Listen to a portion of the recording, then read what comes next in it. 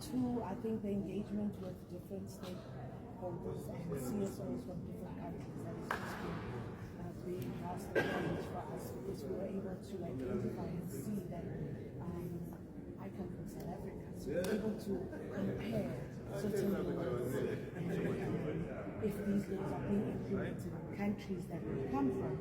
And for me, the greatest pleasure was seeing that CSOs are speaking the same mind. We even laughed the first day that we were not yet formally all introduced, but our language was one. We were speaking in unison, one voice.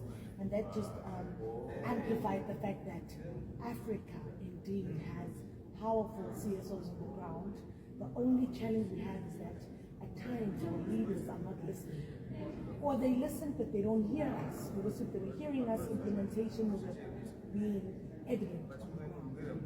Are you able to run us through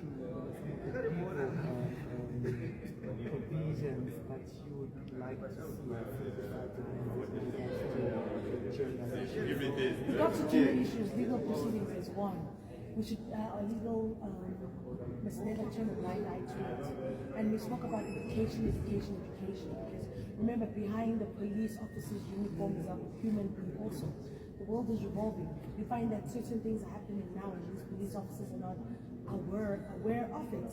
And secondly, how do we expect police officers who themselves are possibly victims or perpetrators of gender-based violence to actually make sure that cases of gender-based violence are executed accordingly? That's why we say education and rehabilitation. Our government, we request that they should also be able to take care of police officers, take care of health workers, so that when we bring forth cases, they're able to execute these cases in as fast and as impactful as we want them to be. But also one of the strongest ones was we advocated that when young girls, because we spoke about child marriages, and subsequently child marriages, children get pregnant.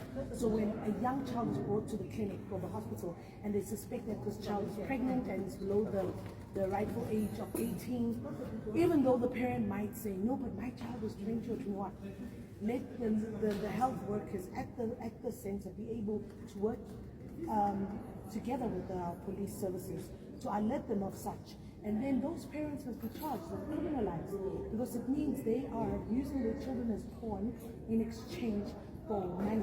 And that goes back to the topic of saying our government, education, skills development on the ground, because sometimes these people are doing this because of the lack of skills, and they are poverty-stricken within the ground because of the inequality that is happening.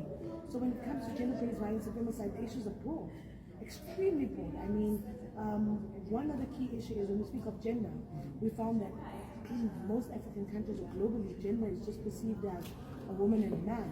But what about the LGBTQIA plus group? What are we saying about them? Yes, we cringed upon that some African countries do not acknowledge them. Yes, and for us it's saying that on its own. Can we have laws that speak to saying that we are all equal? We are all equal. When we speak of gender-based violence, can we also include them in it? Gender-based violence is an annual thing, year in, year out. The accuracies of maybe although maybe why do you think that this continues even with much sensitization? Is it because of weaker laws or the victims are coming up? Right, I'll speak for my country. In my country, we had a presidential summit last year on gender-based violence. And then in South Africa, we say gender-based violence and femicide. So it's GBVF.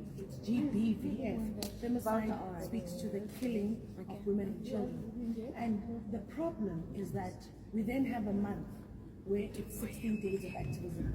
That is the only time when you will see the amplification of gender-based violence being amplified by people in leadership. Other than that, nothing is being said. And we find ourselves as CSOs being frustrated on the ground, because on paper, like I always say, on paper, it's good. On paper, the policies, the funding, everything is good, 100%. But when you come to the ground, what's on paper is not being manifested on the ground. CSOs are struggling mostly because of lack of funding. CSOs are struggling mostly because if you are vocal enough, the government, the leaders will shut you down. And they will make sure that your voice is not amplified as it should. Remember, as CSO members, we speak for those that can't speak for themselves. Our duty is to amplify their voices. So if the reason why gender-based violence and femicide is continuing, growing on a daily, is because the challenge is that it is only amplified by our leaders if a dead body is found somewhere or a gruesome crime has happened. But the daily gender-based violence and femicide that happens, they turn a blind eye. It's not amplified as it should.